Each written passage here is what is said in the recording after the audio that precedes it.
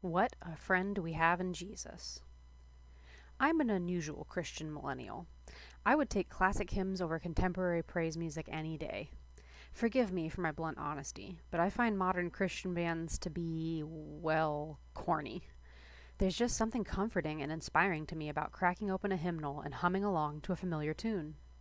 I think, regardless of your age, there's always a warm feeling of nostalgia that comes with listening to something you grew up with. While there are probably hundreds of classic hymns that we sing at my church on a rotating basis, I'd have to say there is a handful I'm more partial to.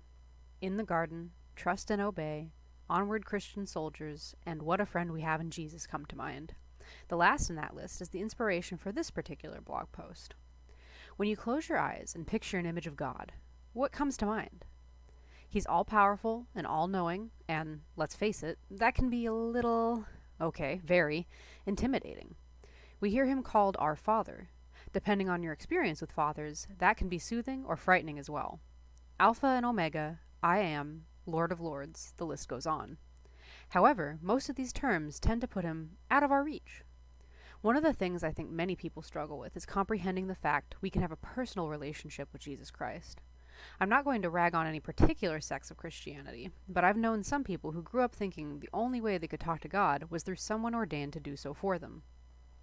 If you simply read the Bible, you'll discover this is far from the truth. Check out Revelation 3:20, John 1:12, John 14:23, and James 4:8 for a few examples. In fact, Jesus says in John 15, verses 14 through 15, "You are my friends if you do what I command. I no longer call you servants, because a servant does not know his master's business. Instead, I have called you friends, for everything that I learned from my Father I have made known to you." As Christians, we are Jesus' friends. The Lord of the universe and everything in it is our buddy. How cool is that? When we trust people completely, we consider them a friend. We do not fear them, or feel like we have to hide who we are when we're with them. Jesus desires us to come to him without worry. The time we spend communing with him in prayer and quiet time should not be clouded by worries of whether or not we are worthy. These thoughts create barriers between us and the blessings he wants to bestow on those who come to him willingly. He died on the cross for every person who has been and ever will be. I promise you aren't the worst he's forgiven. Think about your best friend. You weren't always best friends. In fact, you had to start as strangers. Friendship is a journey and requires that both parties put forth effort in getting to know each other.